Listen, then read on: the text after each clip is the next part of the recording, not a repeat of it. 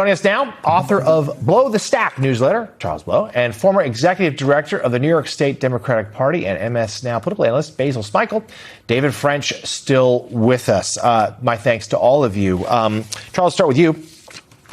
This is deeply political. Absolutely. And deeply dangerous. This is not some trivial matter. These are states that suffered devastating blows. Lives were lost, damage inflicted in the millions upon millions, and they're playing politics at the White House. Right. And it's not something that we've seen done before. FEMA was created in 1979. As far back as 1950, we've had some sort of disaster relief legislation in place to deal with these things. No president has operated in this way. And it is, as you say, purely political. But it is in line with how this president operates. He is not now, nor has he ever tried to operate as a president of the United States of America. He is operating as the president of MAGA America, and the rest of us are simply dealing with it. Yeah, Basil, Charles just took my point, because this is a president, first term, and even more so in the second term, has never shown interest in leading and being the president for all the people. It's always us versus them, red versus blue. Yes, we live in a polarized age and partisanship is on the rise, but this is new to have a president dictate policy so blatantly in a time of emergency and deciding, you know what, I'm only going to help the people who voted for me. MAGA America. And even before FEMA, there is legislation going back to the Pendleton Act of 1833 to ensure that parts of the bureaucracy are shielded from partisanship, from presidential discretion, right? Because you want to be able to act in ways that are evidence-based. You want to be able to act in ways where you have evidence, for example, of tragedy, of potential loss of life or actual loss of life, where the federal government can step in and support you. We saw Obama do this with Republican governors, right? Bobby Jindal in Louisiana, Nikki Haley in South Carolina, Rick Perry in Texas, and famously or infamously, Chris Christie in New Jersey. 2012, Superstorm Sandy, President Obama gets out of the helicopter and Chris Christie embraces him to thank him for his support coming from the federal government. And Christie himself is pilloried for it by other Republicans because he wasn't supposed to cross party lines to embrace the president. So yes, this is Donald Trump, but it also precedes Donald Trump in this very hyper partisan environment that we're in, that even something like disaster aid has to be something that is very party specific. We should note the White House denies this in a statement from spokesperson Abigail Jackson. She says there is no politicization of the president's decisions on disaster relief. You should see it there. But David French, there's also another point here. These are blue states, but they're not lived in exclusively by Democrats. There are, of course, Republicans, even in the bluest of states, like Massachusetts, for instance, and yet they're suffering too. Yes, it is hurting millions of Republicans, millions of Trump voters.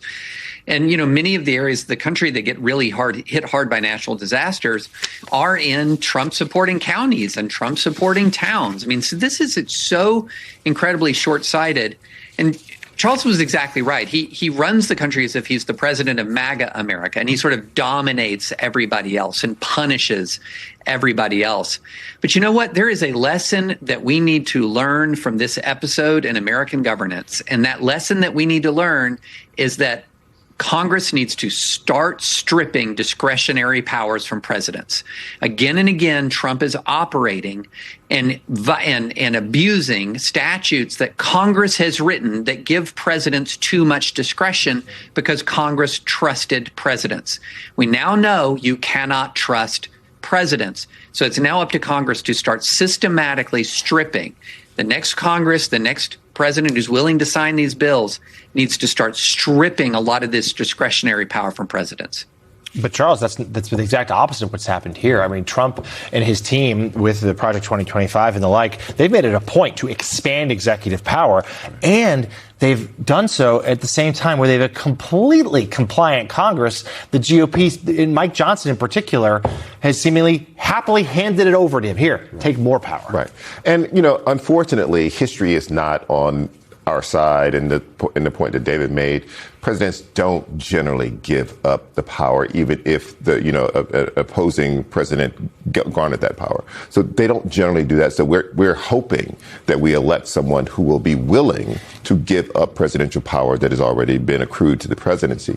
The other point that I want to make here, though, is that you got to even take it out of the partisanship lens here. If you want to say that there are too many federal relief applications now, which is going up, say that. Rewrite the statute to limit it. If you want to say that.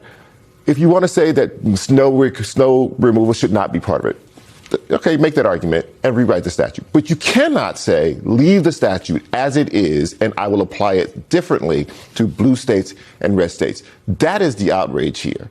Not that you turn down someone. You could make an argument that we should rewrite it and adjust it, sure. But especially with climate change. But you can't do it this way. Right. And Basil, connect this story with our last, please. This idea of this is all part of the same retribution campaign in very different ways, whether it's James Comey and his seashells or here punishing Democratic states that didn't vote for the president. Well, it's part retribution and also part the merging of presidential authority in that he's taken a lot of agencies, some that are law enforcement related, some that aren't, and refocusing them on the two things that he cares about very much, which is the draconian manner in which immigration enforcement is being met in this country, and elections and the influence and intimidation associated with our elections. If you look at all of these agencies, again, whether it's the FBI, whether it's DOJ, whether it's, and we're talking about FEMA and other agencies, they have lost a substantial amount of independence and what people would say are not independent at all. But look at what they're focusing attention on. It's about punishment, and it is, yes, about retribution in two areas that, in my view and others, are meant to keep voting blocs from this country from exercising their rights.